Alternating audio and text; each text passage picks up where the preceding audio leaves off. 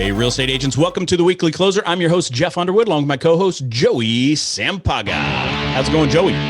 I'm doing all right, Jeff. Good. Yeah, Jeff's. We got a great guest with us in the house today. That is Jeff Cayton, R3 Home Group with DeLex Realty. Welcome back, man. Hey, guys. How are you? It's been a while. It has been a while. I think everything's been a while. It seems like with 2020 the way it was. Yeah, crazy times. Nice background, though, man. You like that? Yeah, the cactuses and everything. Yeah, cool. Looks good. Looks real good. Selling some Arizona real estate, right? Oh yeah. Yes, we have been. So why don't you share with the agents how long you've been in the business, what got you into it, real quick? Okay, so I been in Arizona a while. I'm from Kingman, Arizona. Moved to Phoenix to go to ASU. Was in the fine wine spirits business, restaurant bar business for a while. I got into tobacco. I owned the Tinderbox cigar stores in town. Sold those. Last one in 2015. Became a realtor pretty much right at the end of 15, beginning of 16, and then started my own team a couple years ago with Paul and Joel. You know, they've been on the show with me before. Both of them are out showing right now. And then went from a little bigger company to a smaller, well, it's still one of the top 10 brokerages, I think, in Arizona, DeLex Realty. We've been with them just over 2 years now. So a good change and good people and great career. And we love what we do. Yeah. Well, you guys been growing your team, right? Yeah, we've, with real estate, the agents come and go. We move from different offices and the teams go up and down. But yeah, we're always growing our team. We had a goal 20 by 20, and we're at about 15 right now. So we're hiring some new agents, and we've had some people come and go. That happens, and we always like to come from contribution. We love our team. We love the people that have been with us. We wish them success when they go off and do different things. But yeah, we're always looking. We're looking for quality. We're looking for full timers, but yeah, always looking. All right. We need to give a big shout out to Sherry Griffin too over at Security Title, right? I'm getting you on the show again. Wow. Yes. We can't miss that. I think she wanted the shout out like 4 or 5 times, like every 5 or 10 minutes. Shout her out. Sherry Griffin wanted me to say Sherry Griffin. Right. I think multiple times. Sherry Griffin. Exactly right. No, she's amazing. She's been a dear friend of mine for years. And, when I got into the business, I hooked up with Sherry and she was telling me about Security Title. So we've just been with her. She's our preferred title person here in Arizona. We use security. Yeah. So, yeah. Cool. So why don't you tell us how 2020 went now that we're in 2021? I know you mentioned that it was a really good year, actually. Yeah, it's, I've been downplaying this part a little bit because obviously we know that 2020 was not a good year for a lot of people, right? It just wasn't. So between COVID and business shutdowns and closures and schools being messed up and, family members in the hospital for whatever they needed, you can't accompany them and, babies being born with nobody there, possibly, a relative passing away with nobody there. 2020 was a very rough year. So I don't really discuss this a lot, but real estate wise, for myself and my team, it was our best year ever.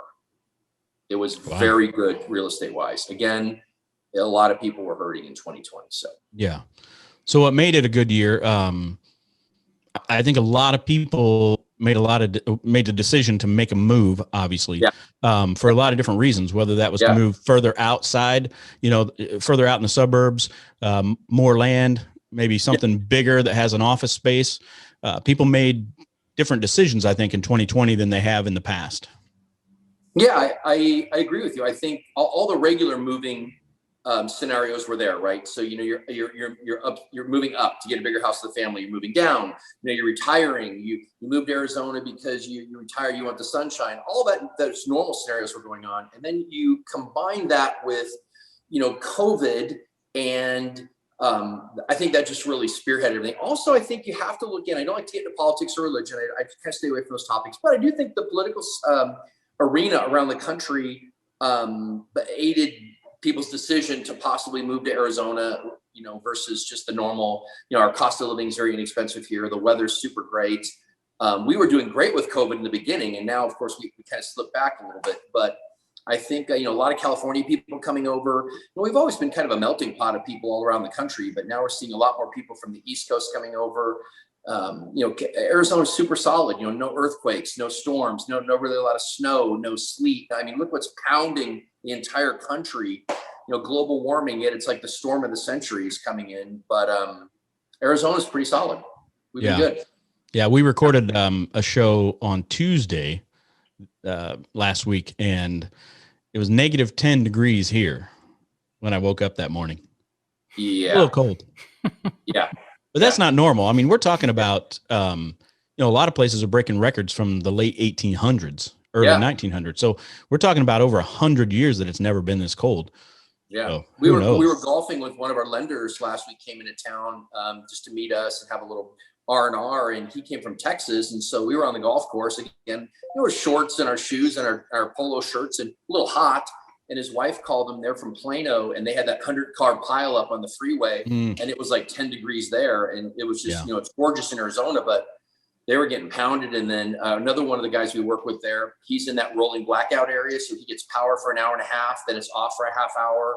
It's just been crazy. His house was almost to 40 degrees a couple of days ago when they had no power for a while. So, again, there's a lot of stuff going on in the country. So I've always I downturn the real estate, how well we've done, just because there's so many weird things going on in the country, and I feel for everybody. So So why don't you share a little bit about how you and your team work with clients that during this time frame that we're seeing right now, which is record low inventory. Yeah. I mean, I looked at the MLS the other day. I was so surprised it continued to go down as far as the active listings. Yeah. What are you guys seeing, and how are you working with those folks? Well, I mean, when you say folks, there's kind of two different folks, right? There's our sellers, right? Those folks, and then there's our buyers, those folks. So the two groups are different yet intertwined together and have a lot of similarities. So when we're looking at helping our buyers, obviously, you've got a large number. I'm not sure if it's a record number of buyers, but you have a very large number of buyers looking for a record small number of homes. So it's been difficult. I've this year, from middle of 2020 to now, I've written some of the most amount of contracts I've ever written in my career before I get one accepted. Now, the good news is I've got them all accepted eventually. Thank God my buyers didn't give up, and I didn't give up, but it's been tough. And just the way we write our offers now have dramatically changed, in this business. I've said it from the beginning, there's a lot of older realtors in the business, and it's like that all over the place, but real estate's becoming almost like technology, Jeff and Joe, where, it's changing so rapidly, so quick. It doesn't help you to say, I've been in the business 10, 15, 20 years, because this business has radically changed in Arizona in the last 6 months. Mm-hmm. Yeah, just with offers. So, I mean, escalation clauses, I use those almost every time I write. I mean, gone are the days when we're asking the seller to pay the $100 transfer fee. My goodness, you can't do that anymore because somebody will beat you out. I rarely ask for home warranties, right? Yeah. Because all those little things kind of muddy up your offer, and you're trying to make it as clean and as crisp and as good as you can possibly make it. It's crazy. So when you do the escalation clause, because I know Joey and I have had to do those as well. Yeah. Do you think that there's a certain dollar amount above the next highest that makes the actual difference? I mean, if it's only $500, a seller would be like, it's only $500. But do you write them, $1,000 or more? Or does it depend on the price point of the home, of course? Well, it can, because there's always the person that just wants the most amount of money for their house, right? But like you said, if the house is $1,000 and I'm giving you $1,000 over $1,000, so you're doubling your money, that's a substantial deal. When you're looking at a $550,000 house that you're starting at $550 and using an escalation clause up to $560, $555, $570, whatever you feel like you're doing, you're really only $500. I do them in $1,000 increases. So you're really only $1,000 over. So in this particular case, I think it aids to your offer being accepted, but I would still keep the offer and the contract as clean as possible. Because then all that other stuff, because now I'm going to revert back to I'm the listing agent. So I look at that deal and go, hey, okay, $1,000 escalation clause. So he's at 561 over the 560 offer. And he's pretty clean, but he's asking for a home warranty in this, and the home warranty $600. The transfer fee's $200. Now it's almost the same as the other offer. So, I mean, I still do it because I think it helps you, but you've got to look at the entire package deal now. Yeah, absolutely. Yeah. So when you're working with sellers, I know that we kind of talked about this a little bit before, of them concerned about, oh my gosh, if I sell my house, where am I going to live? Right. So what are some of the things you're having to do right now with those clients? So this is similar to buyers, but different. So in the past, I know we talked about this before the show. We would tell our sellers, hey, you're going to be able to find the house. You're going to find the house easily. We'll be able to buy the house. No worries. But oh my gosh, is it going to take a month to sell your house? 2 months, 3 months, 4 months? Remember, like I say in our age group, but now in time, the newer realtors go, oh my God, it took me, 2 weeks to sell my house. It was on the market forever. And you're like, holy cow, my friend. When I started 5 years ago, if it was on the market 3 months, that was a long time. You talk about people 5 or 10 years before that, if the house was on the market 6 months, it was a long time, right? So these houses are not on the market a long time. But now it's kind of reversed, where I tell my sellers, like, hey, we're going to sell the house this weekend, right? You know that. I just want you to know that. So what are you planning to do after we sell it and you give yourself a 30-day close, 35? Even if they give you a 60-day close, do you honestly think you're going to find a house in 60 days? You may not. You actually might not find one, or you might find 10 and be outbid on all of them. So I call it kind of a tweener. Like, what are you doing with the time between you move out of your house and you buy the next house? That's the tween time. Are we going to have it in a pod? Are we going to be in storage? Are we going to live with kids, in-laws, Airbnb? What is our plan? That's the difficult thing. It's not selling their house. Yeah. I've actually seen where sellers are saying that we're going to sell the house to you, but you have to wait until we find our house. So the contract would be accepted, but we're not going to move out until we find a house to move into. But with not being enough inventory, I mean, what are they going to do, right? Yeah, I mean, some of these things, I think you guys would agree, under normal situation, like nobody would entertain a lot of these things. People would say, oh my gosh, I'm giving you offer or a little over, please give me a home warranty and pay for the transfer fees, right? I mean, they wouldn't even think about it. But now, because of, there's just so low inventory, people are having to get creative, and the buyer might have to look on something on their end. And the buyer might be the tweener, waiting for, they bought the house, but now they got to wait in their tween area until the seller finds another house to move into. That could be sticky. What kind of time frame do you put on that? But people will take it, Joe. You're right, because there's just, what else are you going to do? Mm-hmm. You might have a choice. You got to think out of the box, and you can't pigeonhole yourself. I've heard a couple of clients say, well, this whole multiple offer thing is frustrating for me, the buyer. I'm like, okay, I'm not really understanding what you're saying personally, but it's frustrating for the seller when they have to entertain a lot of offers. You just put your best foot forward and go in as strong as you can. That's all you have to worry about. Don't worry about anything else. But they're like, I don't want to get in that multiple offer scenario, so I'm just going to wait it out. And I'm like, so you're going to pass on the $500,000 house today that was $450 a year ago to buy it for $600 in a year because you're waiting out the multiple offer scenario. Mm-hmm. Makes no sense to me. It's crazy. Yeah. And according to, I know, security does the whole Tina Tambor market report, with Cromford. And absolutely. I mean, she says too, she's like, look at the chance of higher appreciation this year than last year is extremely high that it's going to happen. Yeah. We watch it. I watch it every week or every other week, and try to watch her all the time because she's amazing and she's just a great person. And that whole company's just got this predictability of real estate trends dialed in so tight. It's not even funny. They said going up through 2021 before leveling off in 2022. And remember, it takes a little bit of time to kind of level off, and then you'll hang there for a little bit prior to, what he predicts about 6 months out. So we'll see what happens in 2022, but I don't see anything changing a lot in Arizona. No, I don't. Yeah, I don't think so. And even here in Missouri, I mean, I've talked to 2 investors in Springfield and 1 real estate agent in Joplin, Southwest Missouri area. Same issue though. I mean, they are extremely low on inventory. I think the guy in Joplin said that they normally have like 1,000 active listing. It's just, about 70,000 people. But he said right now it's like 350. So, I mean, they're also like, down 65% of norm. So I think it's a national thing. I think that there's housing shortage a lot of places.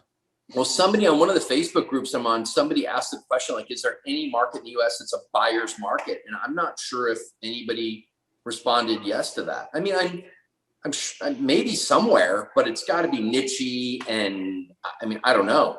I've been all over the state. I mean, I do a lot of hiking and biking and motorcycling, and I'm all over the state. I mean, I was out in Desert Hills this morning picking up a sign on a piece of land I sold out there. And I'm in the middle of nowhere, North Phoenix, number of miles east of the I-10 by Anthem. And I saw signs, almost every one of them had a sold sign on it. So that's in kind of an eclectic area where you'd think these things will be on the market a little longer. No, they're not. So if the active listings just keep going lower and lower, I don't know what that looks like. I mean, we've never seen that in our market. You know what I mean? Yeah. What did they say? There's only like 20 days of inventory or something. If nobody listed going forward, that they'd all be gone. I don't think you'll ever get to that spot, obviously, where we run out of stuff, just because there's always going to be some selling and buying. But I mean, you're right. I mean, for a realtor, Arizona has a lot of realtors. I think like 70,000 license holders in Arizona, and that seems like a lot, and it is. But we know that half of them will never do a transaction ever. Mm-hmm. So now you just took out 35,000. There's 35,000 left, and a majority of that group will only do one or two before they quit. The next biggest majority will only do a couple deals a year, for their lifetime or till they quit. And then the rest of us, they say 10% of us make 90% of the money. But man, I mean, it's going to be a real scramble if it gets to a certain point where it's really affecting the 10% of us that are out buying and selling real estate. Yeah. You have any clients that are looking at new builds? I heard that the builders, the prices are going up almost weekly. And is it now a lottery again? Yes, we have new build clients. It's different and similar to a resale. I mean, the new builders are selling homes as quick as they can make them. The spec homes they build, if there's even any available, sell within days, or they'll do a lottery where everybody wants a spec home, put your name in, and then boom, you get it. I mean, the prices have gone up. I don't think the builders might be raising their prices a little bit with some of the materials costs and things like that have gone up, but I don't think it's ripping people off per se. I think they're doing the right thing. But again, they've got 300 houses and 600 people that want them. So the wait times have gone up because of COVID. We're building a home up in Sholo, and that's behind. I know other people that are doing builds that I'm under contract with, the new builders. I've got 4 or 5 under contract now that all are behind, and not behind like a week or two or a month. We're talking about being behind a couple months, up to 3 months, just because of COVID limiting the crews, and some of their material costs have gone up. So it's been a real tricky thing with builders. And and they're doing lotteries too. They go, here's what's available. Just put your name in the hat. We'll call you. Yeah. I think I saw this morning that they announced, they said that lumber, as the time of this recording anyway, that lumber has doubled in the last 3 months. Wow. Doubled in the last 3 months. That's crazy. Yes. Up in Sholo, we've got a thing going on up there, and it's going to start being built soon we got a construction loan, everything for that. It's kind of crazy, but yeah, that raised $15,000. And I know people that are under contract with bigger builders, Horton and a couple other people I've got under contract down here, that they're pretty much locked in at their rate with these bigger builders. They're locked in, but I mean, they're going to have a decent amount of equity in their house the second they move in. Sure. Because it's going to be a 8, 9, 10 month build, and they paid for it and went under contract that time ago. So the builder honors it, but they could sell their house almost and make money. It's crazy. Yeah, absolutely. I remember back in 2005, investors buying like 10 new builds at a time. Yeah. 2004 and 2005, just going up. And then by the time they were done, they were so much higher. Yeah. Who does that? That's wrong. Number one, that should never have happened. That should never have happened. But I mean, that's crazy when you can buy a new build as an investment way back then. I remember back then, Jeff, it wasn't taking them 9 and 10 months to build it. Well, maybe because things were a little crazy back then. It might have been 6, 7 months. But in that short amount of time, by the time you own it, you can immediately put it on the market and make money. Yeah. With a new build. You know, I'm looking at investment properties, and some of the investors I speak to, because when you're looking at a house these days, and typically when you analyze it, you look at the comps, right? You say, okay, there's enough money to rehab and sell. Now it's like the numbers don't make sense these days. However, what the investors are doing is they're anticipating that it's going to go up $10,000 to $20,000 by the time they finish rehabbing. So they're taking their chances that way, which is actually a good chance to take during these times. Yeah. It doesn't make a lot of sense, right? That wouldn't have been something you went for. People looked at that and said, you're crazy. That's unicorn money. That is absolutely unicorn money. But they're going back over the last year and say, it's not unicorn money because we can track everything for this last year. And I can pretty much say that in the next, by the time we get it, if we flip it 90 days to get that 90-day ceasing rule out of the thing, if you even need that, it seems like a lot of people don't even care about that anymore because the houses are going up so much, they don't even care. Yeah. But yeah, by the time you hold it and get it done, you can say like, we're going to earn another 3 for 4 or 5% or whatever it is, you can almost count on it. Scary. Yeah. So what's on the horizon for R3 Home Group? What do you guys got brewing? Well, we're in our new office in Chandler that we've been there just coming up a year now. We were a little behind on our move from Chandler. So we've been there just about a year, which is good for us. We love the facility. It's close to all of us. The team's growing. I joined Weimar up in the White Mountain areas. So my personal goal is to spend some time up there and do real estate up there, and then have the team, Paul and Joel, handle the stuff if I've got something going down in Phoenix. So it's only 2 hours and 45 minutes away. I mean, you can get back and forth. So I've really been changing my message to sellers. I mean, if that doesn't sound crazy, everybody should be changing their message to sellers because it's just been a struggle with buyers. So we're all looking for homes to list. We've got plenty of buyers. I mean, how about that, where you have your buyers in your own team's portfolio? You're just waiting for homes, and you can move the buyer in your team to a home in your team easily these days. So we're just looking for listings. Yeah. I think Tina said that there's like 5 buyers to every house. Wow. So, that's actually, that might be low now.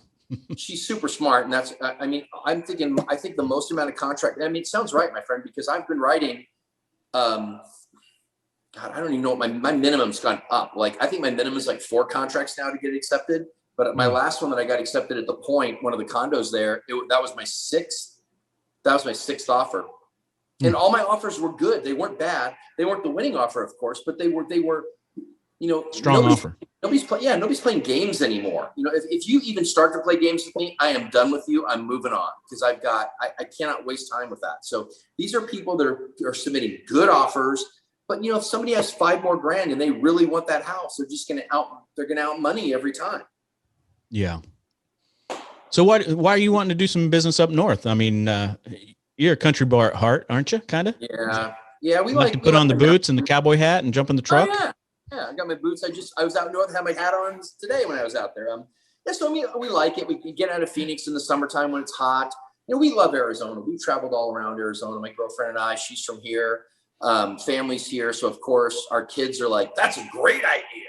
That's a spectacular idea to do this because of course everybody wants to use it. But just kind of she works remotely. We all kind of work remotely. Like, look, you're doing this. I thought you were here. You're in Missouri. So it just works, and we have our laptops and everything. That's why I joined Weimar up there because I figured if I'm going to be up there, I'll concentrate up there. I would love to open a DeLex office up there. DeLex R3 Home Group office up there. I'm thinking about this around our state to do more things with DeLex and more things with R3 Home Group. So cool, man. That's awesome. Yeah, thanks. Anything else you want to share with the agents before we move to the next segment? I don't know. I mean, if you're you just got to think out of the box, and you got to change the way you're doing business. It doesn't matter with a seller or a buyer. It just, things are so different today. You really have to think out of the box a little bit. Set expectations of abnormalcy, right? Let everybody know this is going to be a little weird. So set expectations right away. So if things go wanky a little bit. Everybody's still in the deal, but yeah, just a different market today. Wow, has it changed in like 3 to 6 months? Crazy. Mm-hmm. Yeah. Yeah. It is crazy. It is crazy. All right. Before we move on, I wanted to give a shout out to Security Title Agency and Fidelity National Home Warranty sponsoring the show. We appreciate them. Give them some love. And let's jump in the ring. You ready? I can't wait. All right. Sweet. So what do you think one reason is that many agents are not successful today? There's many reasons, but I think a big one is just I want to say work ethic, and I'm not saying that they're not good people and know how to work. It's just when you leave your full-time job and I tell you what to do, I tell you when to show up to work, I tell you when to breaks, when to eat lunch, what to do, and you decide to move on to working for yourself. I think you should adopt those same principles and report to yourself every day and say, if I was managing me and I didn't show up to work till 10 a.m., I would fire you. Number one, you would be terminated from my company. So you just got to work. You got to put the time in, and you just got to do the work. It's not as easy. It's just not that easy, to be honest with you. Yeah. Yeah. During this time of COVID, I know a lot of people were at home a lot, seemed like. Did you have a favorite Netflix or Amazon Prime or Hulu series?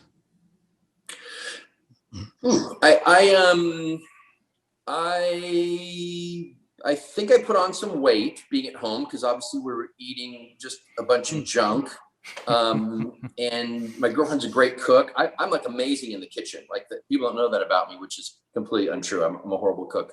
But I mean, I didn't watch a lot of TV. We watched more movies. We did watch some stuff that, because you're at home, you're working. It was a little weird. I mean, we're realtors, so we get out and about more.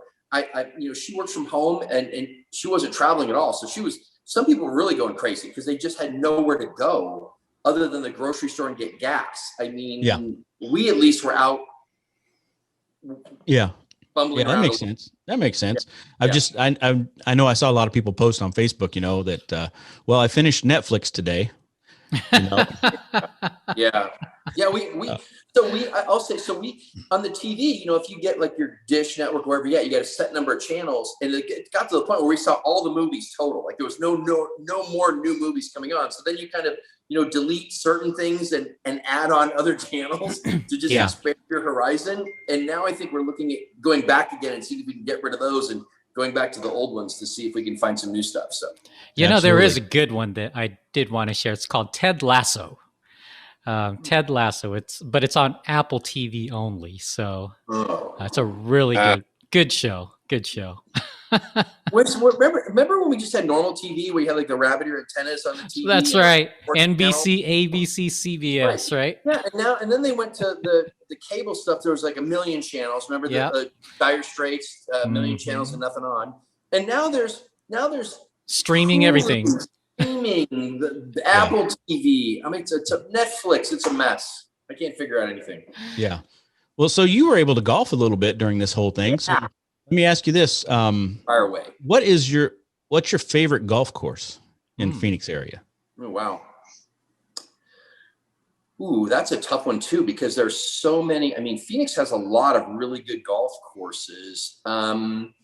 I played Lone Tree last week, which I think was really nice.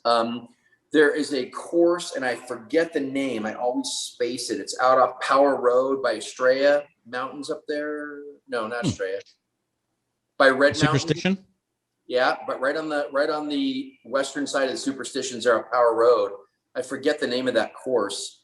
God, I just don't know why I always space the name. But I played it twice, and it was amazing. But is it Lascendis?